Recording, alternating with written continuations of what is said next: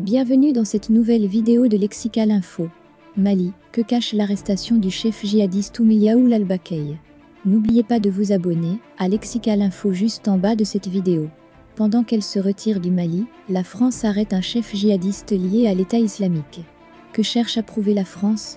Alors que ses forces se retirent progressivement du Mali, elle continue de mener des opérations militaires dans ce pays sahélien, malgré la demande formulée par la junte au pouvoir de retirer ses troupes sans délai. Dans la nuit du 11 au 12 juin, l'armée française affirme avoir arrêté Oumiya Ould al-Bakay, un haut responsable de l'État islamique au Sahel, anciennement appelé État islamique dans le Grand Sahara.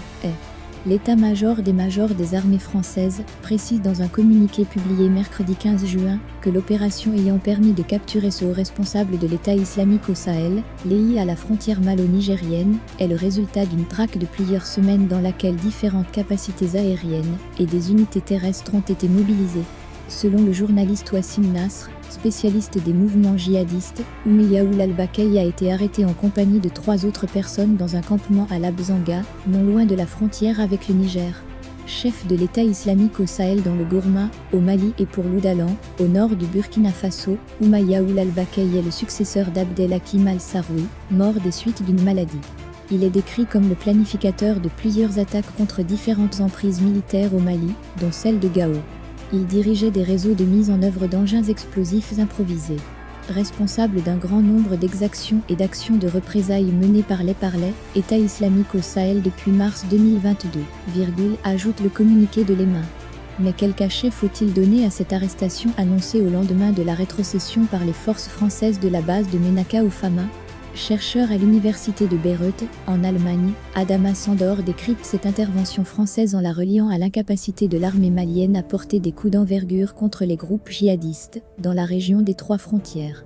Pour le chercheur, c'est un message subliminal lancé à Bamako pour lui signifier qu'elle a encore besoin des services de ses partenaires internationaux, dans cette région devenue l'un des repères des insurgés islamistes.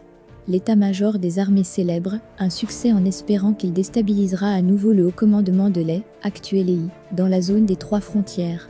Le même groupe avait été la cible de plusieurs opérations de Barkhane, ayant abouti à l'arrestation de nombre de ses cadres et à la neutralisation d'Adnan Abou Wali al-Sahraoui, au mois d'août 2021.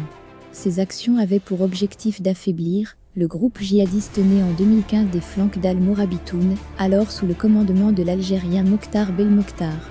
Cependant, celui-ci, promu 7e province de l'État islamique en Afrique, sous l'impulsion de son défunt commandant en chef, Abou al-Bara al-Sahraoui, multiplie depuis mars les offensives dans le nord-est du Mali, où des affrontements sont régulièrement signalés entre ses combattants et les mouvements Touareg pro-gouvernementaux. Ces affrontements auraient fait 264 victimes civiles, selon les autorités locales citées par la note trimestrielle de la MINUSMA.